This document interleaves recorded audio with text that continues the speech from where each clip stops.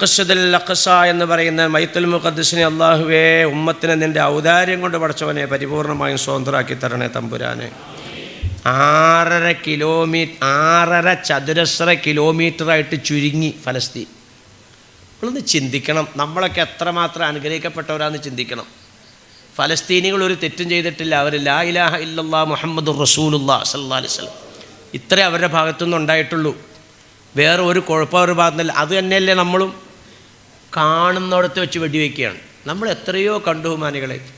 വെടിവെക്കാമെന്ന യഹൂദൻ്റെ തോക്കിൻ്റെ മുന്നിൽ തൻ്റെ കുഞ്ഞ് വെടിയേക്കാതിരിക്കാൻ വേണ്ടി തൻ്റെ ശരീരം കൊണ്ടിട്ട് പൊന്നുമോനെ മറയിലേക്ക് മറിച്ച് നിർത്തിയ ഫോട്ടോ നമ്മൾ കണ്ടില്ലേ? ഇതേ മിനിഞ്ഞാത്ത ദിവസം 14 വയസ്സുള്ളൊരു കൊച്ചിനെ തലയ്ക്ക് വെടിവെച്ച് അങ്ങോട്ട് വന്നത് എന്ന് പറഞ്ഞാൽ ഈ 6.5 കിലോമീറ്റർ ചതുരശ്ര കിലോമീറ്ററിൻ്റെ ഉള്ളിൽ ഈ ഫലസ്തീൻ ചുരുങ്ങിയെങ്കിൽ ഇന്നും അവിടെ യഹൂദ പട്ടാളക്കാർ റെയ്ഡ് നടക്കുകയാണ്. എന്ന് പറഞ്ഞാൽ പട്ടാളക്കാരനെ കൂടെ കയറി ചെല്ലും. സ്വാഭാവികമായിട്ടും ആ കുടുംബത്തിലൊരു പെൺകുട്ടിയെ കയറി പിടിക്കുമ്പോൾ അവിടെയുള്ള ആണുങ്ങൾ എതിർക്കൂലേ? വെടിവെക്കും. ഏത് പേപ്പറാണ് നിങ്ങളൊന്ന് എടുത്തു നോക്കി. മുസ്ലിം സമുദായത്തിൻ്റെ അഡ്രസ്സിൽ ഇറങ്ങുന്ന പേപ്പർ പ്രത്യേകിച്ച് ഏത് പേപ്പറിലാണ് ഫലസ്തീനിയെ യഹൂദൻ വെടിവെച്ചു വന്നു എന്നുള്ള വാർത്തയില്ലാത്തൊരു പേപ്പർ നിങ്ങൾക്ക് കാണിച്ചു തരാമോ? എന്താ കേട്ടോണ്ടിരിക്കണോ? എന്താ കേട്ടോണ്ടിരിക്കും? ഞാൻ നേരിട്ട് പോയി കണ്ടതാണ്. നമ്മളെ ബൈത്തുൽ അഖ്സയിലേക്ക് കയറ്റി വിടുന്നത് യഹൂദനാണ്. അവനാണ് പരിശോധിക്കുന്നത്. പൊന്നാരബി തങ്ങൾ കൊണ്ടുവന്ന് ബുറാക്കിനെ ബന്ധിച്ചായ സ്ഥലത്ത് ആ വാതയ്ക്ക കാവലിരിക്കുന്നത് അവനാണ്. ബഹുമാനപ്പെട്ട ബീവി മറിയം റളിയല്ലാഹു തആല അൻഹയുടെ പ്രൈവറ്റ് മുറി എന്ന് വിശേഷിപ്പിക്കുന്ന അവിടെ കാവലിരിക്കുന്നത് ഇവനാണ്. ഇമാമ് വരാൻ വേണ്ടി കാത്തിരിക്കുന്നതും യഹൂദ പട്ടാളക്കാരനാണ്. കംപ്ലീറ്റ് യഹൂദൻ്റെ കഷ്ടം. അങ്ങനെയുള്ള ഫലസ്തീനികളുടെ ജീവിതം ഒന്ന് ചിന്തിച്ചു നോക്കിയാൽ, കണ്ടാൽ യഹൂദൻ പട്ടാളം കണ്ടാൽ വെടിവെക്കുകയാണ്. അല്ലാഹു തആല നമുക്ക് ചെയ്ത അനുഗ്രഹം ഒന്ന് ചിന്തിച്ചു നോക്കും. മനുകളെ പടച്ചവനെ, ഈ ആകാശത്തിൻ്റെ താഴെയാണല്ലോ നടക്കുന്നത് റബ്ബേ. മുസ്ലിമായതിൻ്റെ പേരിൽ മാത്രമാണല്ലോ പടച്ചവനെ. അങ്ങനെ അല്ലാഹുവേ നിന്നെ മനസ്സിലാക്കി നിന്നിൽ പൂർണ്ണമായും വിശ്വസിച്ച എനിക്ക് നിർഭയമായി സ്വതന്ത്രമായി സുജൂദ് ചെയ്യാൻ, എൻ്റെ വീട്ടിൽ നിർഭയമായി കിടക്കാൻ, സ്വതന്ത്രമായി യാത്ര ചെയ്യാൻ പടച്ചവനെ നീ എന്നെ അനുഗ്രഹിച്ചല്ലോ. അല്ലാഹ് ലൈൻ ശക്കർതും ലഅസീദന്നക്കും. ഇത് നീ എനിക്ക് ചെയ്ത നിഅമത്താണല്ലോ റബ്ബേ. ഈ ദുനിയാവിൽ ഒരു മുസ്ലിമിന് വലിയ ദുരിതങ്ങളും വിഷമങ്ങളും ഉണ്ടാകുമെന്ന് നീ പഠിപ്പിച്ചെങ്കിൽ ആ ദുരിത വിഷമമൊന്നും ഇല്ലാതെ ഞാനിവിടെ ജീവിക്കാൻ അങ്ങനെയുള്ള ഒരു ഭരണ സംവിധാനവും ഒരു രാജ്യവും നീ എനിക്ക് തന്നല്ലോ തമ്പുരാന് എന്ന് ചിന്തിക്കുമ്പോൾ അറിയാതെ നമ്മൾ സുജൂദിലേക്ക് വീഴൂലേ ബഹുമാനികളെ? അറിയാതെ വീഴൂലേ? എന്താ കണ്ടുകൊണ്ടിരിക്കണം? സ്വന്തം പിതാവിനെ ബന്ധിച്ച്, സ്വന്തം മാതാവിനെ ബന്ധിച്ചിട്ട് അവരുടെ മുന്നിലിട്ട് മകളെ ക്രൂരമായി ബലാത്സംഗം ചെയ്യുമ്പോൾ നിങ്ങൾ ചിന്തിച്ചേക്ക്, ഇതൊക്കെ ഒരു മുസ്ലിമിൻ്റെ വീട്ടിൽ നടക്കുന്നതല്ല. പോട്ടെ, ഞാൻ പറഞ്ഞു വരാൻ കാരണം ഈ ബൈത്തുൽ മുഖദ്ദസിലും ഈ ദുആ നടക്കുകയല്ലേ അല്ലേ? ഈ മൂമിനീങ്ങളും മൂമിനാത്തുകളും ചെയ്യുന്ന ദുആയാണ് ഈ മനുഷ്യർ ഈ പറക്കിയെടുത്തോണ്ടിരിക്കുന്നത്, മരിച്ച ആത്മാവുകൾ. അപ്പം നമ്മുടെ ദുആ നിസ്സാരമല്ലാന്നേ പറഞ്ഞ് നമ്മൾ മൗത്തായി പോയ മുഴുവൻ വിശ്വാസികൾക്കും അത് ഫലപ്പെടുകയാണ്. ഞാൻ ഇതിനകത്ത് ബന്ധപ്പെടാത്ത എന്തുകൊണ്ടാണ്? എനിക്കതിൻ്റെ ആവശ്യമില്ല. എൻ്റെ മകൻ പരിശുദ്ധ ഖുർആൻ പഠിച്ച മോനാ ഇരിക്കണു. നിങ്ങൾക്കും ഇല്ലേ മക്കള്? തലക്കെട്ടും കെട്ടിയിരിക്കുന്നു. എനിക്ക് മകനുണ്ട്. എൻ്റെ മോൻ പരിശുദ്ധ ഖുർആൻ പഠിച്ച മോനാൻ. അവൻ മാർക്കറ്റിൽ അലുവ കച്ചവടം ചെയ്തുകൊണ്ടിരിക്കുകയാണ്. പക്ഷേ ബിസിനസ് അവൻ നടക്കുമ്പോഴും നാവിൽ പരിശുദ്ധ ഖുർആൻ പാരായണം നടന്നുകൊണ്ടിരിക്കുകയാണ്. ഖുർആൻ പരിപൂർണമായിട്ടും അവൻ ഓതിത്തീരുമ്പോൾ കൈപൊക്കിക്കൊണ്ട് ദുആ ചെയ്യുന്നു, അല്ലാഹ് എൻ്റെ ഉപ്പിച്ച് ഖബറിലാണ് തമ്പുരാനെ, ഞാൻ ഓതിയ പരിശുദ്ധ കലാമിന്റെ മിഥുന സവാബ് എൻ്റെ ഉപ്പാക്ക് നീ എത്തിക്കണേ തമ്പുരാനെ. ഖുർആൻ 30 ദിവസം ഓതി കഴിയുമ്പോൾ മോൻ എനിക്ക് വേണ്ടി ദുആർക്കുകയാണ്. എൻ്റെ മോൻ എനിക്ക് വേണ്ടി അങ്ങനെ ഖുർആൻ ഓതി ഹദിയ ചെയ്യുന്നതിൻ്റെ പേരിൽ ഈ തിരക്കിനകത്ത് എനിക്ക് പോയി ഇടപെടേണ്ട കാര്യമില്ല. നമുക്കില്ലേ മക്കള്? ഞാൻ നിങ്ങളോട് ചോദിക്കട്ടെ, നിങ്ങളുടെ വാപ്പ രക്ഷപ്പെടാൻ, നിങ്ങളുടെ ഉമ്മ രക്ഷപ്പെടാൻ നിങ്ങൾ എന്ത് ചെയ്തു? ബിർറു അബാഉക്കും തബിറുക്കും അബ്നാഉക്കും ഔ കമാ ഖാല റസൂലുള്ളാഹി. നിങ്ങൾ നിങ്ങളുടെ വാപ്പാക്കും ഉമ്മാക്കും ചെയ്തോട്ടോ, എന്നാൽ മക്കൾ നിങ്ങൾക്ക് ചെയ്യും. വാപ്പ മരണപ്പെട്ടിട്ട് ഡെയിലി മുടങ്ങാതെ യാസീൻ ഓതുന്ന മക്കൾ എത്രയുണ്ട് ഇവിടെ? ഉമ്മാനെ ഖബറിൽ വെച്ചതിൻ്റെ ശേഷം ഒറ്റ ദിവസം മുടങ്ങാതെ ഉമ്മാക്ക് വേണ്ടി യാസീനോ ദുആ ചെയ്യുന്ന എത്ര പെൺകുട്ടികളുണ്ട് ഇവിടെ? ബഹുമാനികളെ, നിങ്ങൾ 5 നേരം നിസ്കരിക്കാൻ തയ്യാറായാൽ നിങ്ങൾ മാത്രമല്ല രക്ഷപ്പെടുന്നത്. നിന്റെ മോൻ നമസ്കരിച്ചതിൻ്റെ പേരിൽ, നിന്റെ മോള് നിസ്കരിച്ചതിൻ്റെ പേരിൽ, അതാണ് അമില ബിമാഫി. ഖുർആൻ പഠിക്കുക മാത്രമല്ല, ഇത് ഖുർആൻ കൊണ്ടിട്ട് അവൻ അമൽ ചെയ്തു. അമോൻ അല്ലെങ്കിൽ ആ മോൾ അമൽ ചെയ്തു, അതിൻ്റെ പേരിൽ അല്ലാഹു തആല ആദരിച്ചതായ ഉമ്മ ഉപ്പയാണ്. അപ്പം നമ്മൾ എന്ത് നന്മ ചെയ്യുന്നു അതിൻ്റെ പേരിൽ നമ്മുടെ മാതാപിതാക്കൾ ഉയർത്തപ്പെടുകയാണ്. നമ്മൾ മാത്രമല്ല രക്ഷപ്പെടുന്നത്. ഇതിനു വേണ്ടിയിട്ടാണ് മക്കളെ വളർത്തുന്നത്. നമ്മുടെ മക്കളെ വളർത്തുന്നതിൻ്റെ ഉഹർവിയായ ചില കാര്യങ്ങൾ ഇപ്പം ഞാൻ പറഞ്ഞു ആഖിറത്തിലേക്ക് കിട്ടുന്നു. ഇത് മാത്രമല്ലല്ലോ നമുക്ക് വേണ്ടത്.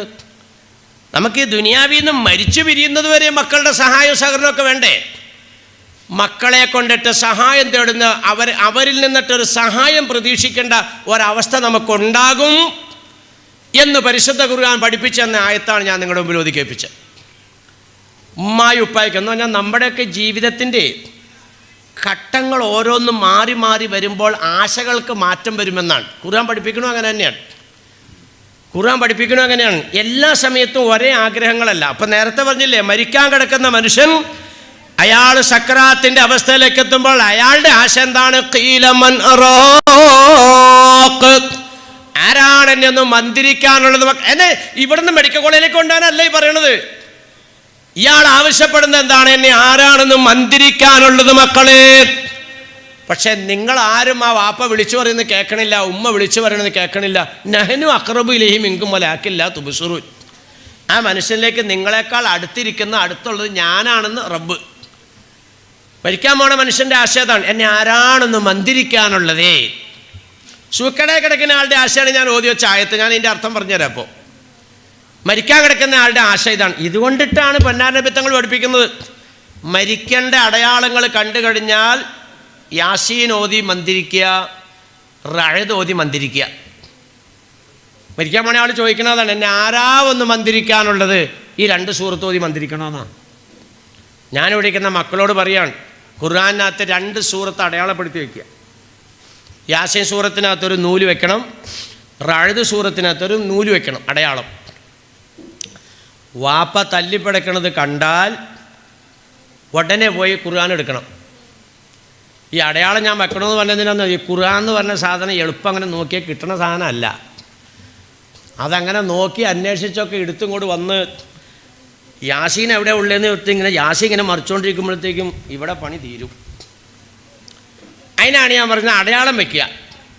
എങ്ങനെയെങ്കിലും മുസാഫ് അന്വേഷിച്ച് കണ്ടെത്തി കഴിഞ്ഞാൽ ഈ അടയാളം വച്ചേക്കണ സ്ഥലത്ത് ഒരു മോൻ മറിക്കുക, അപ്പോൾ കിട്ടി യാസീൻ. മറ്റേ ആൾ മുസാഫ് എടുത്തിട്ട് റഅദിൻ്റെ അടയാളം വെച്ചാൽ അവിടെ ഇടുക, റഅദ് കിട്ടി. ഒരാൾ യാസീൻ അങ്ങോട്ട് ഓതിക്കൊണ്ടേയിരിക്കുക, ഓതുമ്പോൾ ഇടയ്ക്കിടയ്ക്കിടയ്ക്ക് ഇങ്ങനെ ഊതി കൊടുക്കുക. ഒരാൾ റഅദ് സൂറത്ത് ഓതുക, ഓതനേൻ്റെ ഇടയിൽ ഇങ്ങനെ ഊതി കൊടുക്കുക. മരണത്തിൻ്റെ വേദനയ്ക്കും സക്രാത്ത് സമയത്തുള്ള ദാഹത്തിനും രണ്ടിനും ശമനമായ 2 മരുന്നാണ് ഇത് രണ്ടും ഭയാനക. യാ ഉമ്മത്തി ഇന്നലിൽ മൗത്തി സക്രാത്ത്. പടച്ചവനെ, ഓരോ ജോയിൻറ്റുകളും വിട്ടുപോകുന്ന, എല്ലാ രോമകൂപങ്ങളും അനുഭവിക്കുന്ന വേദനയാകുന്ന സക്രാത്ത് ഞങ്ങൾക്ക് എളുപ്പമാക്കി താട്ടെ അല്ലാഹുവേ. ഒരു ബഹറിലെ വെള്ളം മൊത്തം കിട്ടിയെങ്കിൽ കുടിക്കാമെന്ന് ആഗ്രഹിക്കുന്ന ആ സമയത്തുള്ള ദാഹത്തിന് പൊന്നുമക്കളുടെ ഖുർആനിൻ്റെ ഓത്തുകൊണ്ടിട്ട് ഞങ്ങൾക്ക് ദാഹം ശമനമാക്കി താട്ടെ ഇതിന് മക്കളെ നമ്മൾ പാകപ്പെടുത്തണം. ഇവിടെ ശ്രദ്ധിച്ച്, ഞാനിതിങ്ങനെ പറഞ്ഞു പോയാൽ പറ്റുമല്ലോ. ഇതിപ്പോൾ മണി 11 പറയും. 2 മണിക്കൂറാണ് വഴലിൻ്റെ ടൈം. അപ്പം അങ്ങനെ നോക്കുമ്പോൾ ഇനിയിപ്പോൾ നിസ്സാര മിനിറ്റേ ഉള്ളൂ പരിപാടി നിർത്താൻ. പണ്ടൊക്കെ എന്നൊക്കെ പറഞ്ഞാൽ 3-4 മണിക്കൂറൊക്കെ പറയാമായിരുന്നു. അന്ന് ഇത്രയും വെളിവ് വച്ചിട്ടുണ്ടായില്ല. ഇപ്പം വെളിവൊക്കെ വച്ചതുകൊണ്ടേ അന്നത്തേനേക്കാളും കൂടുതൽ വകതിരിവായി. ചേറ്റുവേൽ വഴല് പറഞ്ഞുകൊണ്ടിരിക്കുക പണ്ടേ. റംലാനിൽ തറാവീഹ് നിസ്കാരമൊക്കെ കഴിഞ്ഞിട്ട് അവിടെ വഴുതിങ്ങനെ ഇന്നത്തെ ഒരു സ്റ്റാൻഡൊന്നുമില്ല. ഒരു മൈക്ക് ഇങ്ങനെ കോലയിൽ വെച്ചിട്ട് ഇങ്ങനെ മൈക്ക് വെച്ചെന്നുണ്ടാവും. അതേലിങ്ങനെ പിടിച്ചോണ്ടൊക്കെ എന്നിങ്ങനെ തട്ടലാണ്. കുറേ കഴിഞ്ഞ് കഴിഞ്ഞപ്പോൾ ഒരു കാക്ക കഴിഞ്ഞിട്ട് ഉസ്താദേ ഇടയത്താഴം പോയി. എന്താ പറഞ്ഞ? ഇടയത്താഴം പോയിന്ന്. എന്തേ ഉസ്താദ് ചെവി ഓർത്ത് നോക്കേ. അപ്പോൾ കേൾക്കാൻ പള്ളിയിൽ നിന്ന് അസ്സലാത്തു ഖൈറും മിനൻ നൗം. തറാവീഹ് കഴിഞ്ഞപ്പോൾ തുടങ്ങിയേക്കണ.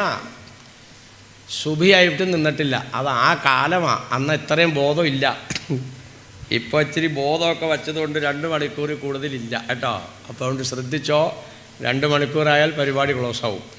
അല്ലാഹു തആല മക്കളെ കൊണ്ട് തല താഴ്ത്താൻ ഈ ഇരിക്കുന്ന ഒറ്റ ഉപ്പമാർക്കും, മക്കളെ കൊണ്ട് കണ്ണീര് കുടിക്കാൻ ഇവിടെ ഇരിക്കുന്ന ഒറ്റ ഉമ്മമാർക്കും ദുനിയാവിലും ആഖിറത്തിലും ഇടവരുത്താതെ അല്ലാഹു കാത്തുരക്ഷിക്കുമാറാകട്ടെ. ഈ പറയപ്പെട്ട രീതിയിൽ മക്കളെ ഓത്തൊക്കെ കേട്ട് നമ്മൾ മരിക്കണമെങ്കിൽ എന്ത് വേണം? മക്കളെ കൊണ്ട് ഈ പറയപ്പെട്ട ദുനിയാവിൻ്റെ നമ്മൾ പറഞ്ഞിട്ടില്ല കേട്ടോ, ഇത് ആഖിറത്തിൻ്റെയൊക്കെ പറഞ്ഞിട്ടുള്ളൂ.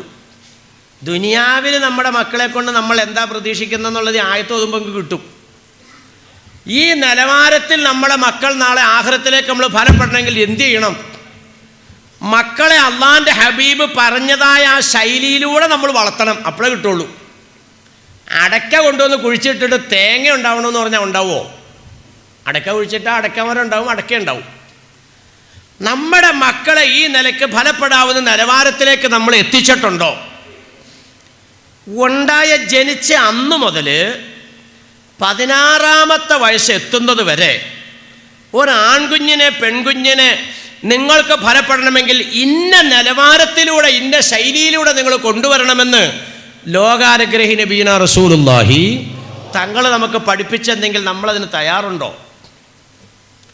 ഇതേ അള്ളാൻ്റെ ഇവിടെ ഒന്ന് ശ്രദ്ധിച്ചോ, എല്ലാവരും ഒന്ന് ശ്രദ്ധിച്ചോ.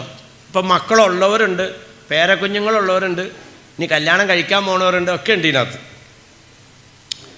ഈ മക്കൾ നന്നാവാത്തതിൻ്റെ പേരിൽ ഫലപ്പെടാത്തതിൻ്റെ പേരിൽ എന്ന് പറഞ്ഞാലേ ഈ ആൾക്കാരുടെ മുമ്പിൽ പറയാത്തതാ. എന്തിടാൻ കാര്യം ഇപ്പോൾ കുറേ ആയിട്ട് വലിയ ക്ഷീണമാണല്ലോ. ഒന്നുമില്ല. അല്ല ഷുഗറുണ്ടോ? ഷുഗറും ഒന്നുമില്ല. പിന്നെ എന്ത്? ഒന്നുമില്ല. ഒന്നുമില്ല എന്ന് പറഞ്ഞാൽ അത് പറയാൻ പറ്റില്ല. എന്താ കുഴപ്പം? എന്താ? നല്ല വാത്സല്യത്തോടെ വളർത്തിക്കൊണ്ടുവന്ന മോനാ, ഒരക്ഷരം അങ്ങോട്ട് പറയാൻ നിർത്തിയില്ല. ഒരു വാക്കങ്ങോട്ട് പറയുമ്പോഴത്തേക്കും സിംഹം ഗർജിച്ച് ചാടാൻ പറ്റാൻ ഇങ്ങോട്ട് കടിഞ്ഞിട്ട് വരുമോ അങ്ങോട്ട്. മിണ്ടാൻ നിർത്തിയില്ല. മനസ്സിന് വേദനയായോ? എന്തേ താത്താപ്പ് ഒരു ഒരു ഒരു ഇതുപോലെ ഒന്നുമില്ലാടി. എന്തേ? ഓമനിച്ച് വളർത്തിയ മോളാ. എന്തെങ്കിലും അങ്ങോട്ട് പറയുമ്പോഴത്തേക്കും പേപ്പട്ടി ഒന്നാരിയാണ് ഉമ്മയുടെ അവിടത്തേക്ക് തന്നെ. മിണ്ടാൻ പറ്റൂല. എന്നിട്ട് ഇങ്ങനെ നടക്കുക, കീപ്പോട്ട് നോക്കി. വീട്ടിലൊക്കെ സുഖമാണോ? പിന്നെ വളരെ സുഖമാണ്. ഞാൻ ചോദിക്കട്ടെ, എന്തേ ഈ ആൾക്കാരോട് പറയാൻ പറ്റാത്ത ഇടങ്ങേറിലേക്ക് വന്നത്? വളർത്തേണ്ടതുപോലെ വളർത്തിയില്ല. കാരണവന്മാർ പറയില്ലേ, ഉപ്പ് തിന്നാ വെള്ളം കുടിക്കേണ്ടി വരും, കുടിച്ചേ പറ്റൂ. ജനിച്ച അന്ന് മുതൽ 16 വയസ്സ്. എത്ര കറക്റ്റായിട്ടാണെന്നറിയാം നബീന റസൂലുള്ളാഹി സ്വല്ലല്ലാഹു അലൈഹി വസല്ലം നമ്മൾക്ക് വരച്ച് കാണിച്ചത്. ജനിച്ചാൽ ഉടനെ മറ്റ് ശബ്ദങ്ങളൊന്നും കേൾക്കുന്നതിന് മുമ്പ് കുഞ്ഞിൻ്റെ ചെവിയിൽ, വലത്തെ ചെവിയിൽ ബാങ്ക്, ഇടത്തെ ചെവിയിൽ ഇഖാമത്ത്. ഇത് ചുമ്മാ നിങ്ങൾ ആത്മപരിശോധന നടത്തണം. പഠിച്ചവനെ, ഞാൻ ഈ പറയണത് എൻ്റെ കുഞ്ഞിന് ഞാൻ ചെയ്തിട്ടുണ്ടോ? ചെയ്തിട്ടില്ലെങ്കിൽ പിന്നെ എങ്ങനെ നിങ്ങളുടെ കുഞ്ഞ് നിനക്ക് ഫലപ്പെടും? വെറുതെ മക്കൾ കഞ്ചാവിൻ്റെ പുറകെ പോയി, ലഹരിയുടെ പുറകെ പോയി എന്ന് പറഞ്ഞിട്ടൊന്നും കാര്യമില്ല. നമ്മളാണ് അതിന് വഴി തുറന്നു കൊടുത്തേക്കണേ. മക്കൾ നമുക്ക് നാശമാകാൻ പോവുക.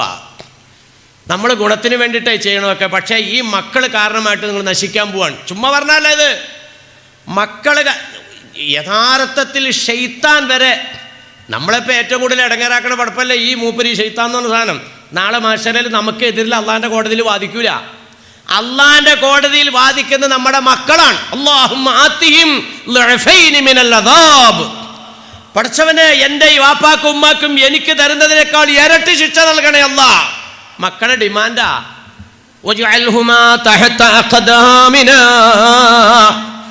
ഞങ്ങളുടെ കാലിൻ്റെ ചൂടിനെ, ഈ മഹ്ശറയുടെ ചൂടിൽ നിന്ന് രക്ഷപ്പെടാൻ, ഞങ്ങളുടെ കാലിനൊരു രക്ഷ കിട്ടാൻ ഉമ്മാനെ ഉപ്പാനെ ഒന്ന് മലത്തിക്കെടുത്ത് റബ്ബേ, അവരുടെ നെഞ്ചത്ത് ഞങ്ങളൊന്ന് ചവിട്ടി നിൽക്കട്ടെ അല്ലാ. ഇത് മഹ്ശറയിൽ ആവശ്യപ്പെടുക. നിങ്ങൾ ചിന്തിക്കാതിരിക്കും ഇതൊക്കെ ഉണ്ടാവുമെന്ന്. ഇതിലപ്പുറം ഉണ്ടാവും. ചെറുതല്ല. അപ്പം ഇത് ശാശ്വതമായി നാശത്തിലേക്കോ അപകടത്തിലേക്കോ അങ്ങോട്ട് വിടണേ മക്കളെ. അപ്പം സമ്മതിക്കുമോ? ഈ നബിത്തങ്ങൾ എണ്ണിത്തന്ന് നമ്മുടെ ഏത് കുഞ്ഞുങ്ങളിലും നമ്മൾ നടപ്പിലാക്കിയിട്ടുണ്ട്. നിങ്ങളൊന്ന് ശ്രദ്ധിച്ചു നോക്കി. ഉണ്ടായാൽ അപ്പം തന്നെ വേറെ ശബ്ദങ്ങളും കേൾക്കണതിന് മുമ്പ് അള്ളാൻ്റെ ദഅവത്തിൻ്റെ സന്ദേശം ചെല്ലണതായി കേൾക്കണം. അല്ലാഹു അക്ബർ, അല്ലാഹു അക്ബർ ചെവിയിൽ. അത് നമ്മൾ പറഞ്ഞു കൊടുത്തിട്ടില്ലെങ്കിൽ മറ്റേ മൂപ്പരുടെ ദഅവത്തങ്ങ് ചെല്ലും. മറ്റേ മൂപ്പരുടെ ദഅവത്തം കൂടി ചെന്ന് കഴിഞ്ഞാൽ പിന്നെ രക്ഷപ്പെടില്ല. ഇന്ന് പ്രസവങ്ങൾ നല്ലൊരു ശതമാനവും ഹോസ്പിറ്റലുകളിലാണ്. ഞാൻ ചോദിക്കട്ടെ, അങ്ങനെ സൗകര്യമുള്ള ഹോസ്പിറ്റലിൽ തേടി പോകുന്ന എത്ര ദമ്പതികളുണ്ട് ഇവിടെ? ഇത് വലിയ പ്രശ്നമാണ്, വലിയ പ്രശ്നം. ഇത് ചികിത്സാരംഗത്ത് വരെയും 60-70% തീവ്ര ചിന്താഗതികളിലേക്ക് മാറിപ്പോയി മനുഷ്യർ. അവൻ ഇന്ന ജാതിക്കാരനാണ്, അവൻ ഇന്ന മതക്കാരനാണ്, ആ ശൈലിയിലുള്ള ചിന്തയായിപ്പോയി. ഒരു 60-70%. അങ്ങനെയുള്ള കാലഘട്ടത്തിൽ ചികിത്സകൾ തിരഞ്ഞെടുക്കുന്നവരെ വളരെ ശ്രദ്ധിക്കണം. നമ്മൾ പണം കൊടുത്താണ് ഗൈനക്കോളജിസ്റ്റിൻ്റെ അടുക്കൽ നമ്മൾ ചെല്ലണത്. അവിടെ നമ്മൾക്ക് പറയപ്പെടുന്ന, നമുക്ക് വിധിക്കപ്പെടുന്ന രീതിയിലുള്ള കാര്യങ്ങൾ ചെയ്യാൻ സൗകര്യമുണ്ടോ എന്ന് അന്വേഷിച്ചിട്ട് അവിടെ ചികിത്സ തേടാവുള്ളൂ. എനിക്ക് 6 പേരക്കുഞ്ഞുങ്ങളുണ്ട്. 6 പേരക്കുഞ്ഞുങ്ങൾ. ഈ 6 കുഞ്ഞുങ്ങൾക്കും ലേബർ റൂമിനകത്ത് ബാങ്ക് ഇഖാമത്ത് കൊടുക്കാനുള്ള സംവിധാനം എനിക്ക് കിട്ടിയിട്ടുണ്ട്. ചിലതിന് ഞാൻ ഉണ്ടായില്ല, ഹജ്ജിൻ്റെ സമയത്തായി പോയി. പക്ഷേ വീട്ടിൽ ബാക്കി മക്കൾക്കുള്ള സൗകര്യം ചെയ്തു കൊടുത്തു. അങ്ങനെയുള്ള ഹോസ്പിറ്റലാണ് ഞാൻ ചികിത്സിക്കാൻ പോണത്.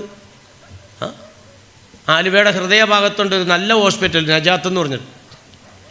വലിയ നിസ്കാരത്തയമ്പും താടിയുമുള്ള ഒരു വലിയ പണ്ഡിതനാണ് അവിടുത്തെ MD ഡോക്ടർ അബ്ബാസ്. അള്ളാഹു അവർക്കൊക്കെ ദീർഘായുസ് കൊടുത്ത് അനുഗ്രഹിക്കുമാറാട്ടെ. നല്ല മനുഷ്യനാണ്. ലേബർ റൂമിൽ ഗൈനക്കോളജിസ്റ്റ് സഹോദര സമുദായത്തിൽപ്പെട്ടതായിരിക്കും, പക്ഷെ നമുക്ക് സൗകര്യം ചെയ്തു തരും. ഉസ്താദെ ഇന്ന സമയത്തോട്ടോ എന്ന് പറഞ്ഞിട്ട് ലേബർ റൂമിൻ്റെ സൈഡിൽ തന്നെ നമ്മളകത്തേക്ക് കയറ്റി കൊണ്ടുപോകും. കുഞ്ഞിനെ സൈഡിൽ കിടത്തി തരും. നമ്മൾ ബാങ്ക് ഇഖാമത്തും ചെവിയിൽ കൊടുക്കുക. വലത്തെ ചെവിയിൽ ബാങ്ക്, ഇടത്തെ ചെവിയിൽ ഇഖാമത്ത്. ഇത് ആർക്ക് കൊടുത്തിട്ടുണ്ട്? നമുക്കൊക്കെ നൽകപ്പെട്ടു. ബഹുമാനികളെ, ബാങ്ക് കൊടുത്താൽ ഇഖാമത്ത് കേട്ടാൽ പിന്നെ എത്ര സമയമുണ്ട് കൈ കെട്ടാൻ പറ? നമ്മളെല്ലാം ബാങ്കും ഇഖാമത്തും കൊടുക്കപ്പെട്ട മനുഷ്യരാണ്. അതവിടെ കൊടുത്തു. എന്നിട്ട് എന്ത് ചെയ്യണമെന്നറിയോ? ബാങ്ക് ഇഖാമത്തും കൊടുത്താൽ പിന്നെ മധുരം തുപ്പിക്കൊടുക്കലാണ്. തങ്ങളുടെ മുമ്പിലേക്ക് ഇങ്ങനെ വെച്ചു കൊടുക്കും കുഞ്ഞിനെ. അല്ലാഹുവിൻ്റെ റസൂലേ, ഒരു കുഞ്ഞുണ്ടായി. കാരക്ക കയ്യിൽ കരുതിയിട്ടുണ്ടാവും. ഈ കാരക്ക അങ്ങ് കൊടുക്കും നബി തങ്ങളുടെ കയ്യിൽ. തങ്ങളത് വായിലിട്ട് ചവച്ച് അരച്ച് ദ്രാവക രൂപത്തിലാക്കിയിട്ട് കുഞ്ഞിൻ്റെ വായിലേക്ക് ഇങ്ങനെ വെച്ചു കൊടുക്കും. നല്ല മനുഷ്യന്മാരെ കൊണ്ടിട്ട് അത് ചെയ്യിപ്പിക്കണം. ലേബർ റൂമിൽ നിന്ന് കുഞ്ഞിനെ അങ്ങോട്ട് തരുമ്പോൾ തന്നെ അതെ എന്നാ സുബൈദാടെ കുഞ്ഞ് ഇങ്ങോട്ട് കൊണ്ട എടാ എടാ എടാ നീ മറ്റേ അമ്മാച്ചനെ വിളിച്ചടാ, അമ്മാച്ചനെ വിളിച്ചോ, മധുരം തുപ്പി, ഞാൻ കാരക്ക കൊണ്ടുന്നുണ്ട്. അമ്മാച്ചനാ? ആ മുമ്പിലത് അവിടെ നിന്നുകൊണ്ട് വീഡിയോ ഇരിക്കുന്നുണ്ട്. എന്നാ വിളിക്കണ്ടാടാ. എന്നാൽ നമ്മുടെ വാപ്പാനെ വിളി. നമ്മുടെ വാപ്പായോ ഇതേ വായിൽ അരച്ച പോലെയാണ്, എന്നാൽ വാപ്പാനെ വിളിക്കണ്ട. അപ്പോൾ പിന്നെ ഇപ്പം എന്താ ചെയ്യുക? എന്നാൽ ഞാൻ തേൻ കൊണ്ടുവന്നിട്ടുണ്ട് മോനെ, ബിസ്മിയും ജില്ല, തേന് ചില തൊട്ട് കൊടുത്തോ, അത് മതി. ഇപ്പോൾ തുപ്പാൻ പറ്റിയ അമ്മാശനും ഇല്ല, തുപ്പാൻ പറ്റിയ വാപ്പായും ഇല്ല. അപ്പം ഇത് തൊട്ട് കൊടുത്താൽ മതി. അത് കഴിഞ്ഞിട്ടോ അൽ വലത് യുഅഖു അൻഹു യൗമുസ്സാബീൻ, 7ാമത്തെ ദിവസം ചെയ്യേണ്ട പണികളെ പറഞ്ഞേ. ഇമാത്തത്തിൽ അത് അക്കീക്കയുടെ കൂട്ടത്തിൽ തങ്ങൾ കൂട്ടി പറയുന്നുണ്ട്. 7ൻ്റെ അന്ന് അഴുക്കുകൾ നീക്കണം എന്ന് പറഞ്ഞാൽ മുടി വടിച്ചു മാറ്റണം. ഉറങ്ങണവർ ഉറങ്ങിക്കോട്ടോ, ഞാനിതിങ്ങനെ പറയാണ്. 7ൻ്റെ അന്ന് മുടി വടിച്ച് മാറ്റണം. എന്നിട്ട് എന്ത് ചെയ്യണം? ഒരു സ്വർണ്ണക്കടയിൽ കൊണ്ടുപോയി, കാശുള്ള ആളാണെങ്കിൽ ഒരു തട്ടിൽ ആ മുടി വയ്ക്കുക, മറ്റേ തട്ടിൽ സ്വർണം വയ്ക്കുക. എന്നിട്ട് അത് സാധുക്കൾക്ക് ഹദിയ ചെയ്യുക. ചെയ്യേണ്ട സമയത്ത് ചെയ്തില്ലെങ്കിൽ അള്ളാഹു ഇരട്ടി കൊടുക്കും. മാമിൻ അബദിൻ വല അമത്തിൻ നഫഖത്തു മാബിൻ അബദിൻ വല അമത്തിൻ യുളിന്നു ബി നഫഖത്തിൻ യുൻഫിഖുഹാ ഫി റിളല്ലാഹ്. അള്ളാഹു തൃപ്തിപ്പെട്ട വഴിയിലേക്ക് ഒരടിമ ഒരു സദഖ ചെയ്യാൻ തയ്യാറില്ലെങ്കിൽ ഇല്ലാമ അൻഫഖ അദ്ആഫുഹാ ഫീമാ സുഖത്തില്ല, അള്ളാഹ്ക്ക് പൊരുത്തമില്ലാത്ത വഴിയിൽ അവനെ കൊണ്ട് ഇരട്ടി ചെലവഴിപ്പിക്കുമെന്ന് നബീന റസൂലുള്ളാഹി. ഇന്ന് അതാ നമ്മൾ കണ്ടുകൊണ്ടിരിക്കണേ. കാശില്ല എന്നാൽ വേണ്ട, വെള്ളി സദക്ക ചെയ്യുക. ഒരു കുഞ്ഞിൻ്റെ മുടിയുടെ അത്ര തൂക്കത്തിൽ വെള്ളി കൊടുക്കണമെങ്കിൽ ഒരു 500 രൂപ രൂപയായിരിക്കും. ചെയ്യാൻ തയ്യാറില്ല. എന്നിട്ട് എന്ത് ചെയ്യണം? മുടി എടുത്തതിൻ്റെ ശേഷം കുളിപ്പിക്കുക. കുളിപ്പിച്ചിട്ട് നല്ല പേരിടണം. ഇന്ന് പേര് വലിയ പ്രശ്നമാണ്. തുദ്ഉന യൗമൽ ഖിയാമത്തി ബി അസ്മാഇക്കും ബി അസ്മാഇ ആബായിക്കും ഔ കമാ ഖാല റസൂലുള്ളാഹി അഹ്സിനു അസ്മാഅക്കും. മഹ്ശറയിൽ നിൻ്റെ വാപ്പാടെ പേര് കൂട്ടിയിട്ടാണ് വിളിക്കുക. അതുകൊണ്ട് നല്ല പേരിട്. ഇന്ന് എന്താ ബഹുമാനികളെ, പേരിൻ്റെ പേരിൽ തല താഴ്ത്തുന്ന അവസ്ഥ വന്നില്ലേ? കാരണന്മാരല്ലേ ഇതിൻ്റെ ഉത്തരവാദികൾ. കുഞ്ഞുങ്ങൾക്കിടുന്ന പേരൊന്നും മനുഷ്യൻ്റെ പേരല്ല, കണ്ട പട്ടിയുടെയും പൂച്ചയുടെയും കന്നാളിൻ്റെയൊക്കെ പേരെ ഇടുന്നത്. ഒന്നാമത്തെ പിള്ള ഉണ്ടായിപ്പോൾ ആങ്കൊച്ച, അപ്പോൾ അതിന് കുട്ടന് പേരിടും. രണ്ടാമത് ഉണ്ടാവില്ല എന്ന് ഓർത്തിരുന്നാണ്, അത് അറിയാണ്ട് അതും ഉണ്ടായി, അതും ദേ വന്നു ആങ്കൊച്ചാണ്. അപ്പോൾ അതിനെന്ത് ചെയ്യും? അതിന് കിട്ടന് പേരിടും. ഇനി ഉണ്ടാവില്ല എന്ന് ഓർത്തിരുന്നാണ്, ദേ വന്നു, പിന്നെ അറിയാതെ ഉണ്ടായി മൂന്നാമത്തെ കൊച്ച്, അതുമാണ്. അപ്പം ഇനി എന്തെന്നാ പേരിടുന്നത്? ഈ അക്ഷരക്കണക്കിലാണല്ലോ, അവസാനം അക്ഷരമാണെങ്കിൽ വന്നോ. ആദ്യത്തേന് കുട്ടൻ, രണ്ടാമത്തേന് കിട്ടൻ, പിന്നെ മൂന്നാമതൊന്നും ഇപ്പോൾ പൊട്ടൻ. വല്ലവരും ചിന്തിക്കണ്ടോ? പേരിൻ്റെയൊക്കെ അർത്ഥം പറഞ്ഞാണ്ടല്ലോ. അനസന് നല്ല പേരാ, വാത്സല്യമുള്ളവനാണ്. പേരങ്ങനെ ഇടും. എന്നിട്ടൊരു ചുരുക്കിയൊരു പേരുണ്ട്, അനു അനു എന്ന് വിളിക്കും. മോനെ അനുവേ. ഇല്ലവേ അനു എന്ന് പറഞ്ഞാൽ എന്താ? അനു എന്ന് പറഞ്ഞാൽ എന്താ? പറഞ്ഞില്ല. ഇപ്പം നിങ്ങൾ അറിയണേ എങ്ങനെയാ? പെണ്ണുമ്പിള്ള വിളിക്കുകയാണ്, മോനെ വാപ്പിച്ചിയുടെ അനുവേ ഇഞ്ഞു വന്നേ. എവിടെ? അത് വാപ്പിച്ച് മാർക്കറ്റിൽ പോയപ്പോൾ കൊണ്ടുപോയി. മനുഷ്യൻ ആണുങ്ങളുടെ മറ്റേ ഞാൻ പറയണില്ല. എന്നിട്ട് പെണ്ണുമ്പിള്ള വിളിക്കുക, വാപ്പിച്ചിയുടെ അനു ഇങ്ങോട്ട് വന്നേന്ന്. വാപ്പിച്ചിയുടെ അനു ഇങ്ങോട്ട് തന്നെ എങ്ങനെയാ? മാർക്കറ്റിൽ പോയപ്പോൾ അവിടെ പോയില്ലേ അനു. ഇങ്ങനെയൊക്കെ എടുത്ത് നോക്കിയാണ്ടല്ലോ എന്തോരം മെനകേടാന്നറിയോ നമ്മുടെയൊക്കെ പേരിൻ്റെ അക്ഷരം. സാനിന്ന് പേരുണ്ടല്ലോ, സാനി. നല്ല ഒന്നാമത്തെ കൊച്ചിനെ വിളിക്കുന്ന പേരാണ്. ഞാൻ പറയാം, പടച്ചവനോർത്ത് പേരൊക്കെ ഇടുമ്പോൾ ഉസ്താദന്മാരോടൊക്കെ വന്ന് ചോദിക്കണം ഇതിൻ്റെയൊക്കെ അർത്ഥം എന്താണെന്നൊക്കെ ചോദിക്കുക. എന്നിട്ട് നല്ല പേരിടുക. മഷറിയിൽ ഈ പേരെ വിളിക്കണത് നമ്മുടെ ഐഡൻറ്റിറ്റിയാണ് ഈ പേരെന്ന് പറയുന്നത്. മരണം വരെയും വിളിക്കൽ മാത്രമല്ല, മരണശേഷവും വിളിക്കുകയല്ലേ. അപ്പോൾ 7-ൻ്റെ അന്ന് അക്കീക്ക ഇറക്കുക, മുടി കളയുക, മുടിയുടെ തൂക്കം സ്വർണ്ണോ വെള്ളിയോ സദക്ക ചെയ്യുക, എന്നിട്ട് പിന്നെ പേരിടുക, സുന്നത്ത് കഴിക്കുക. ഇന്ന് പല ഭാഗത്തും പ്രശ്നമാണ്. 7-ൻ്റെ അന്ന് സുന്നത്ത് കഴിക്കാൻ വേണ്ടി ചെറുക്കൻ്റെ ആൾക്കാരും പാപ്പായും ഒക്കെ തയ്യാറായാൽ പെണ്ണോ 7-ൻ്റെ അന്നാ ഈ പെണ്ണോർത്താണ് ആ കണ്ടിച്ച് കളയുന്നു. ഇതാകെ മുറിച്ച് കളയല്ല, ഈ അറ്റം കുറച്ചേ മുറിക്കണുള്ളൂ. അത് ആ പൊക്കിൾ കൂടി ഉണങ്ങുന്നത് പോലെ ഉണങ്ങും. കൊച്ചിന് യാതൊരു അസ്വസ്ഥതയില്ല. ഇത് കൊച്ചിങ്ങനെ അറിവ് വെച്ച് വരുമ്പോഴും കൊച്ചിന് സ്വസ്ഥക്കേടാണേ. കാരണം സുന്നത്ത് കഴിച്ച പിള്ളേർ മദ്രസയിലൊക്കെ ചെല്ലും, എടാ നിൻ്റെ ചെത്തിയോ? ഇല്ല. ഞങ്ങളുടെയൊക്കെ ചെത്തിയതാ. നിൻ്റെ കുറച്ച് കളയുമ്പോൾ വട്ടം ചെത്തി കളയൂടാ, കണ്ടിച്ച് കളയും. ആകെ പേടിച്ച് കൊച്ചിന് എന്തോരം തീറ്റ കൊടുത്താലും കൊച്ചു നന്നാവില്ല. കാരണം എന്താ? ഇതാകെ ടെൻഷനാണേ. ഇത് എന്നാ പിടിച്ച് കണ്ടിക്കണമെന്ന് അറിയാൻ പറ്റില്ല. അതുകൊണ്ട് ഈ കൊച്ച അറിവ് വെക്കണേന് മുമ്പ് ഇതങ്ങോട്ട് നടത്താം. ഇപ്പം മാറി തുടങ്ങിയിട്ട് ഞാൻ പഠിച്ചോന്നോർത്ത് പറയാ, 7-ൻ്റെ അന്നാകുമ്പോൾ നല്ലൊരു സുന്നത്ത് കിട്ടി. അല്ലാണ്ട് 15 വയസ്സാകുമ്പോൾ പിടിച്ചാൽ നിൽക്കുമോ? എന്നിട്ട് പിന്നെ എന്ത് ചെയ്യും? പണ്ടൊക്കെ അങ്ങനെയാണ് ചെയ്തേക്കേണ്ടത്. ചില കാക്കാന്മാരെ ഈ കളരി പഠിച്ച കാക്കാനെ ഏർപ്പെടുത്തും പിടിക്കാൻ. അല്ലാണ്ട് ഇപ്പോൾ നാടന്മാർ പിടിച്ചാൽ തിരക്ക് നിൽക്കുമോ? അങ്ങനെ ഇവൻ്റെ കളസമൊക്കെ കഴിപ്പിച്ച് തോർത്തൊക്കെ കുടിപ്പിച്ച് അപ്പോഴത്തേക്ക് ഉസ്താദ്മാരും അതുണ്ടാവും. അത് ഷറഫലാനാമാന്ന് ചെല്ലടെ അഷറഹക്കൽ ബദറൂന്ന് തുടങ്ങുമ്പോഴത്തേക്കും ഈ കളരി കാക്കാട്ടെ വീട്ടുകാരൻ പറയും, ഡാ പിടിച്ചോട്ടോന്ന് പറയും. അപ്പോൾ ഇവൻ നോക്കിയിരിക്കുകയാണ്, കാക്ക പിടിക്കാൻ തന്നെ എപ്പോഴാന്ന് നോക്കി ഒറ്റ ചാട്ടം കൊടുക്കും. ഇവൻ ചാടിയുടെ തെങ്ങിൻ്റെയും കവുങ്ങിൻ്റെയും കിഴങ്ങിൻ്റെ ഒക്കെ ഉള്ളിക്കൂടെ ഇവനക്കല്ലേ ഓടാൻ പറ്റുള്ളൂ. കളരി പഠിച്ചു എന്ന് പറഞ്ഞ് കാക്ക ഓടാൻ പറ്റുമോ? അവസാനം പിടി കിട്ടൂല. തിരിച്ച് കാക്ക ഇവിടെ വരുമ്പോഴത്തേക്കും സർഫലന തീർന്നിട്ടുണ്ടാവും. അപ്പം പിന്നെ എന്ത് ചെയ്യും? ഓതാൻ വന്ന ഉസ്താദ് ഒരു മണി അവൻ പാപ്പാടെ വിട്ട് അങ്ങോട്ട് പോട്ടെ, ഇപ്പം തൽക്കാലം ഇവിടെ ചോറ് വിളമ്പാൻ പറയും. ഇതാണ് ഇടപാട്. ഇങ്ങനെയൊന്നും അല്ലാട്ടോ പൊന്നു ഹബീബന്മാരെ വേണ്ടത്. പിന്നെ 7-ൻ്റെ അന്ന് കാലും കയ്യോടിക്കൂലേ, അടങ്ങി കിടന്നോളും. എത്ര നല്ല സന്തോഷമാണ് സഹോദരിമാരെ, നിങ്ങളതിന് സമ്മതിക്കണം. അപ്പം 7-ൻ്റെ അന്ന് ഇപ്പം എന്തൊക്കെ പണിയെടുത്തി ഇതൊക്കെ ചെയ്തിട്ടുണ്ടോയെന്ന് നോക്കണം. എന്നിട്ട് എന്താണ്? അക്കയ്ക്ക് അറുത്ത് കൊടുക്കണം. അക്കയ്ക്ക് അറുത്ത് കൊടുക്കൽ ലാസ്റ്റ്. ഞാൻ ചോദിക്കട്ടെ, തയ്യാറുണ്ടോ? ആൺകുട്ടിയാണെങ്കിൽ 2 ആട്, പെൺകുട്ടിയാണെങ്കിൽ 1 ആട്. ഇനി മാടാണെങ്കിൽ ആണിനും പെണ്ണിനും 1. എടാ ഒരു അക്കയ്ക്ക് അറുത്ത് കൊടുക്കുക എന്ന് പറഞ്ഞാൽ ഇന്നത്തെ നവവരന്മാരാകുന്ന പുതിയാപ്പിളാർ പറഞ്ഞ മറുപടി എന്താണെന്നറിയോ? രഹസ്യമായിട്ട് പൈസ ഇല്ല ഉസ്താദേ, അള്ളാഹ് കൊടുത്താണ് ശിക്ഷ. നല്ല വഴിയിലേക്ക് കൊടുക്കാൻ തയ്യാറാകാതെ വന്നപ്പോൾ മാസക്കുളി മാറി. ഇപ്പം മുതൽക്ക് തുടങ്ങി സ്കാന്, സ്കീന്, എക്സ്ട്രാ, മറ്റത് മറിച്ചത്. അവസാനം 10-ാം മാസത്തിൽ ഈ സാധനങ്ങൾ പുറത്തേക്ക് വരുമ്പോഴത്തേക്കും 10 അക്കീക്കയുടെ പൈസ പോയിട്ടുണ്ടാവും. ശരിയല്ലേ? ഒരക്കീക്ക് അറുത്ത് കൊടുക്കുക 7-ൻ്റെ അന്ന്. ശ്രദ്ധിച്ചോ, 6-ാമത്തെ വയസ്സെത്തിയാൽ അദ്ദബ. അപ്പോൾ ഉണ്ടായി 7 കഴിഞ്ഞു. ഇനി ആ കുഞ്ഞ് നല്ല തർബിയത്ത് കിട്ടേണ്ടത് കുഞ്ഞിൻ്റെ ഉപ്പാടെ മടിയിൽ നിന്ന്, ഉമ്മാടെ മടിയിൽ നിന്ന്. 6-ാമത്തെ വയസ്സെത്തിയാൽ മദ്രസയെ കൊണ്ടുപോയാക്കണം. ഇന്നത്തെ ഹാര്യങ്ങൾ പറ. 2 വയസ്സാകുമ്പോഴത്തേക്കും തുടങ്ങും. മാറിൽ നിന്ന് പിടിച്ചു പറിച്ചാൽ കൊണ്ടുപോകണത്.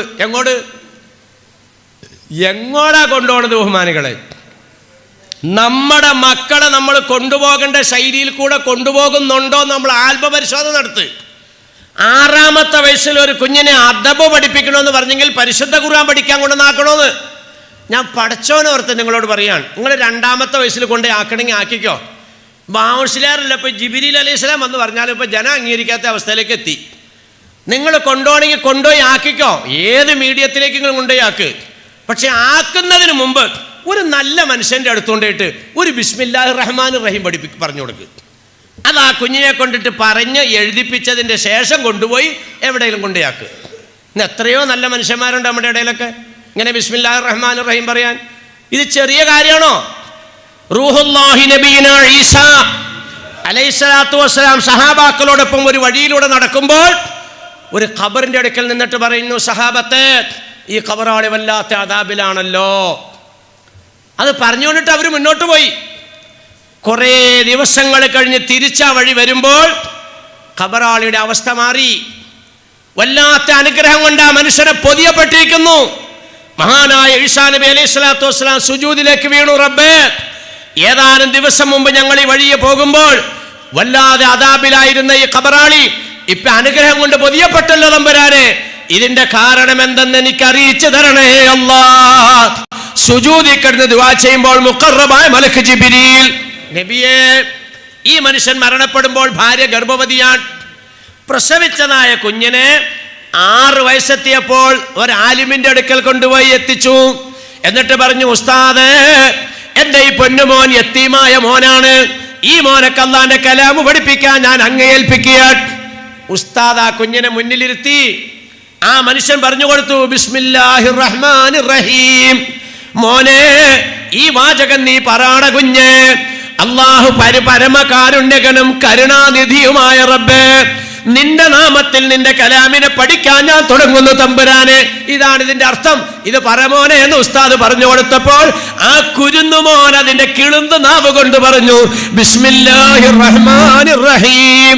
ഈസാ നബിയെ, പടച്ച തമ്പുരാനെ പരമകാരുണ്യകൻ എന്ന കുഞ്ഞ് വിശേഷിപ്പിച്ചെങ്കിൽ ആ കരുണ അല്ലാഹുവിന്റെ ഭാഗത്തു നിന്നുണ്ടാകണ്ടേ നബിയെ.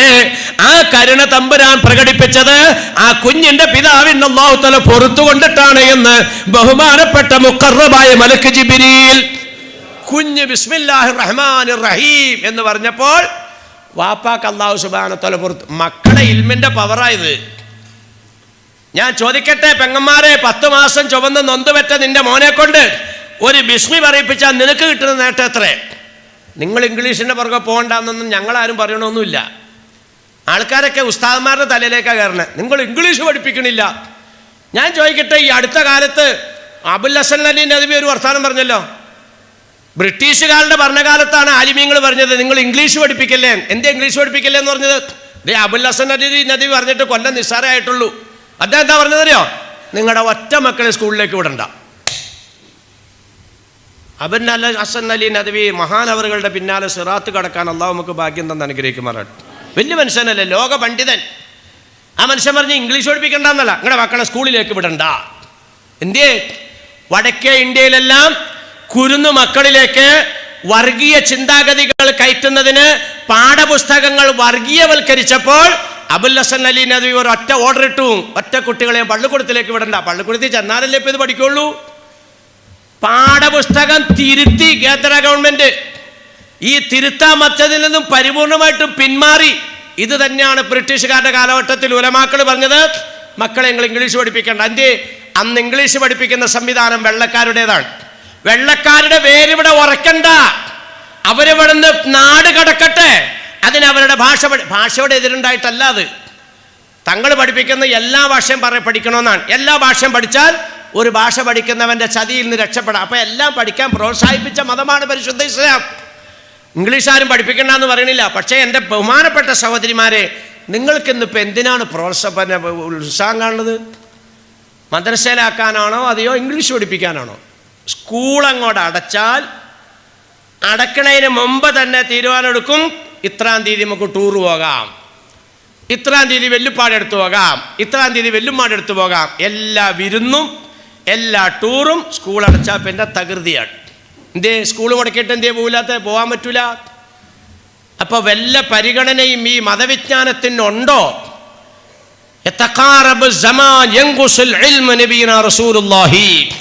ലോകം അതിൻ്റെ അവസാനത്തിലേക്ക് എത്തുമ്പോൾ വിജ്ഞാനം കുറയുകയാണ്. വിജ്ഞാനം കുറയലാണ് ഈ പ്രശ്നങ്ങൾക്കൊക്കെ കാരണം. കുഞ്ഞുങ്ങൾ ലഹരിയിലേക്കൊക്കെ പോകുന്നുണ്ടെങ്കിൽ കാരണക്കാർ നമ്മൾ തന്നെയാണ്. മോനെ, നീ എവിടെ നിന്നാണ് വന്നത്, നീ എവിടെയാണ് നിൽക്കുന്നത്, എങ്ങോട്ടാണ് പോകുന്നത്, ഇത് നമ്മുടെ കുഞ്ഞുങ്ങളെ പഠിപ്പിച്ചു കൊടുക്കാൻ നമ്മൾ തയ്യാറല്ല. മദ്രസാരംഗന്മാർക്കും യാതൊരു പരിഗണനയില്ലാതെയായിപ്പോയി. ശരിയല്ലേ? അപ്പം ഞാൻ നിർത്തുകയാണ്. 6-ാമത്തെ വയസ്സിൽ അദ്ദബാത്ത്, കുഞ്ഞിനെ മദ്രസയെ കൊണ്ടുവന്നാക്കണം. കുഞ്ഞുങ്ങളെ മദ്രസയിലാക്കിയിട്ടില്ലെങ്കിൽ നമ്മളെ സംബന്ധിച്ച് മക്കൾ പഠിക്കുമോ? ആക്കാത്തതിൻ്റെ ഗുരുതരമാകുന്ന വിപത്താണ് ഇപ്പോൾ ഈ ആയത്തെ ഓതി തന്നത്. ഞാൻ അതിലേക്ക് എത്തിയിട്ടില്ല, അത് നിങ്ങൾക്ക് കേൾക്കുമ്പോൾ മനസ്സിലാവും കളി. ഫലമ്മ ബലഗ തിസ്അ, 9-ാമത്തെ വയസ്സെത്തിയാൽ അസല ഫിറാശഹു, വിരിപ്പിൽ മാറ്റിക്കിടത്തണമെന്ന് നബിയുനാ റസൂലുള്ളാഹി. 9 വയസ്സായ കൊച്ചിനെ പിടിച്ചു വലിച്ച് ഏതെങ്കിലും റൂമിൽ കൊണ്ടുവന്നിട്ട് വാതിലടയ്ക്കാനല്ല ഈ പറയണത്. നമ്മുടെ റൂമിൽ തന്നെ കിടക്കട്ടെ, ഒരു ചെറിയ കിടക്ക അവന് വേണ്ടി സ്പെഷ്യൽ, അല്ലെങ്കിൽ അവൾക്ക് വേണ്ടി, അല്ലെങ്കിൽ വേറെ ഒരു വിരിപ്പ്, ഒരു തലങ്ങണ, അതിൽ വേറെ ആരും കിടത്തണ്ട, വേറെ കുട്ടികളെ കിടത്തണ്ട. ചാവക്കാട് എന്ന് പറയുന്നത് മുസ്ലിം ബെൽറ്റല്ലേ? അവിടെ സ്വന്തം ആങ്ങളെ പെങ്ങളോട് ചെയ്ത ക്രൂരത ഈ സദസ്സിൽ പറയാൻ പറ്റുമോ? ഇതൊരു ആബാലവൃദ്ധം കൂടിയിരിക്കുന്ന ഒരു മജ്ലിസല്ലേ, ഇവിടെ പറയാൻ പറ്റുമോ? പോലീസ് ഉദ്യോഗസ്ഥന് മുഖത്ത് നോക്കിയിട്ട് ചോദിച്ചില്ലേ, നീ എന്തിനാടാ പെങ്ങളോട് ഈ ക്രൂരത ചെയ്തത്? എന്താ ബഹുമാനികളെ ഇതിനൊക്കെ കാരണം? നബിത്തങ്ങളെ നമ്മൾ തള്ളിക്കളഞ്ഞു എന്നുള്ളതല്ലേ വിഷയം. വമാ കാനല്ലാഹു ലിയുഅദ്ദിബുഹും വഅന്ത ഫീഹിം, നബി കൂടെ ഉണ്ടെങ്കിൽ ഒരു പ്രശ്നവും ഇല്ല. തങ്ങളെ നമ്മൾ കളഞ്ഞു, തങ്ങളായി പറഞ്ഞു തന്നെ. 9-ാമത്തെ വയസ്സിൽ വിരിപ്പിൽ മാറ്റിക്കിടത്തണം. ചെയ്യേണ്ടതൊന്നും ചെയ്യാൻ തയ്യാറില്ല ബഹുമാനികളെ. ഫലമ്മ ബലഗ അശറ, എണ്ണി പറയാൻ ഉണ്ടായ അന്ന് മുതൽ 16 വയസ്സ് വരെ നബിത്തങ്ങൾ എണ്ണി പറയുന്നു. ഇതൊന്നും ഞാൻ ചുമ്മാ എവിടെന്നെങ്കിലും കാട്ടുകഥ പറയുന്നതല്ല. ലോകാനുഗ്രഹി നമുക്ക് കാണിച്ചു തരുന്ന മാതൃകയാണ് ഞാൻ നിങ്ങളുടെ മുമ്പിൽ പറയുന്നത്. നമ്മൾ ആരൊക്കെ ഇത് അനുസരിക്കുന്നു, നടപ്പിലാക്കുന്നു. ഫലമ്മ ബലഗ അശറ, 10 വയസ്സെത്തിയാൽ ളുരിബ അല സ്വലാത്ത്, നിസ്കാരത്തിന്റെ പേരിൽ അടിക്കണമെന്ന് നബിയുനാ റസൂലുള്ളാഹി. നഞ്ച് ഭക്ഷണത്തിൽ കലക്കിക്കൊടുത്ത് നബിത്തങ്ങളെ വകവരുത്താൻ പണിയെടുത്ത യഹൂദത്തിയെ നേരെ മുന്നിൽ കൊണ്ടുവന്നിരുത്തിട്ട് സഹാബാക്കളോട് പറഞ്ഞു, അല്ലാഹുവിന്റെ റസൂലേ, ഭക്ഷണത്തിനകത്ത് വിഷം കലക്കിയത് ഇവളാണ്, ഒഴിവാക്ക് സഹാബത്തെ. അവരെ പിടിച്ചുവച്ചോണ്ടിരിക്കില്ല, അവിടെ ഒഴിവാക്ക്. മഹാനായ നബിത്തങ്ങളുടെ പിതൃവിനെ കൊല ചെയ്തതായ അബ്ബാസ് റളിയല്ലാഹു, ഹംസത്തുൽ കറാർ റളിയല്ലാഹു തആല കശാപ്പ് ചെയ്തതായ ഹിന്ദ് എന്ന് പറയുന്ന പെണ്ണിനെ മുമ്പിൽ കൊണ്ടുവന്ന് നിർത്തി. എവിടെയാണ് നബിത്തങ്ങൾ പ്രതികാരം ചെയ്ത്? ആരെയാണ് നബിത്തങ്ങൾ ആക്രമിക്കാൻ പറഞ്ഞത്? പക്ഷെ തങ്ങളെ പറ്റി കേൾക്കുന്ന ചിത്രങ്ങൾ വേറെ. ആ നബി സല്ലല്ലാഹു അലൈഹി വസല്ലം തങ്ങൾ പറയാൻ, മാതാപിതാക്കളെ, 10 വയസ്സെത്തിയതായ കുഞ്ഞിനെ നിങ്ങൾ നമസ്കരിച്ചില്ലെങ്കിൽ അടിക്കണം എന്ന് പറഞ്ഞാൽ 6-ാമത്തെ വയസ്സിൽ കൊച്ചു തുടങ്ങി നിസ്കാരത്തെ പറ്റി പഠിക്കുന്നു, ഖുർആൻ പഠിക്കുന്നു, ദീനി ഉലൂമുകൾ പഠിക്കുന്നു. 10 വയസ്സെത്തുമ്പോൾ നിസ്കാരത്തിൻ്റെ എല്ലാം ആ കുട്ടിക്ക് കിട്ടിക്കഴിഞ്ഞു. 10 വയസ്സെത്തിയിട്ട് നിസ്കരിക്കുന്നില്ലെങ്കിൽ ചുള്ളിവടിയെടുത്ത് അടിക്കണമെന്ന് നബിയുനാ റസൂലുള്ളാഹി. ഞാൻ ചോദിക്കട്ടെ, ഇവിടെ ഇരിക്കുന്ന ഉറങ്ങാത്തവരോട്, 10-ാമത്തെ വയസ്സ്, 15-ാമത്തെ വയസ്സല്ല, അല്ലെങ്കിൽ 13-ാമത്തെ വയസ്സിലല്ല, 10-ാമത്തെ വയസ്സിൽ നിങ്ങളുടെ മോനോ മോളോ നിസ്കരിക്കാത്തതിൻ്റെ പേരിൽ ഒരു ചുള്ളിവടി എടുത്ത്, എന്ന് പറഞ്ഞാൽ നിങ്ങൾ ഉച്ചയ്ക്ക് ഭക്ഷണം കഴിക്കാൻ വേണ്ടി വരികയാണ്. പെൺപിള്ളേട്ട് ചോദിച്ചു, മോനെന്തി ഇതായിരിക്കണം അവിടെ ഏതാണ്ട് മൊബൈലിൽ, എടാ മോനെ ലോറ് നിസ്കരിച്ചാ? ഇല്ല. അപ്പോൾ അവിടെ ഒരു ചുള്ളിവടി വച്ചിട്ടുണ്ട്. ഒരു ചെറിയ ചുള്ളിവടി എപ്പോഴും വീടിൻ്റെ വാതിലിൻ്റെ മുകളിൽ വെക്കണം. ഇനി വന്നേ ഇങ്ങോട്ട്. നിന്നോട് ഞാൻ പറഞ്ഞിട്ടില്ലേ നിസ്കരിക്കാതെ ബാങ്ക് വിളിച്ചാൽ അവിടെ നിസ്കരിക്കാതിരിക്കുന്നു പറഞ്ഞില്ല. ബാങ്ക് വിളിച്ചിട്ട് ഇപ്പോൾ സമയം എത്രയായി? ഒരു കൊട്ടു കൊടുത്തു, പോയി നിസ്കരിച്ചോണ്ട് വാ. ഇങ്ങനെ 10-ാമത്തെ വയസ്സിൽ, 15-ാമത്തെ വയസ്സല്ല, 13-ാമത്തെ വയസ്സല്ല, 12-ാമത്തെ വയസ്സല്ല, ഇങ്ങനെ 10-ാമത്തെ വയസ്സിൽ കുഞ്ഞ് നമസ്കരിക്കാത്തതിൻ്റെ പേരിൽ അടിച്ച ഉപ്പമാരി മജ്ലിസിലുണ്ടെങ്കിൽ, അല്ല അടിക്കാതെ തന്നെ എൻ്റെ മക്കൾ നിസ്കരിച്ചു മുസ്ലിയാരെ, അപ്പോൾ പിന്നെ വേറെ പ്രശ്നമില്ലല്ലോ, അങ്ങനെയാണെങ്കിലും കുഴപ്പമില്ല. അങ്ങനെയുള്ളവരും ഇതിനകത്ത് ഭാഗവാക്കാകണം.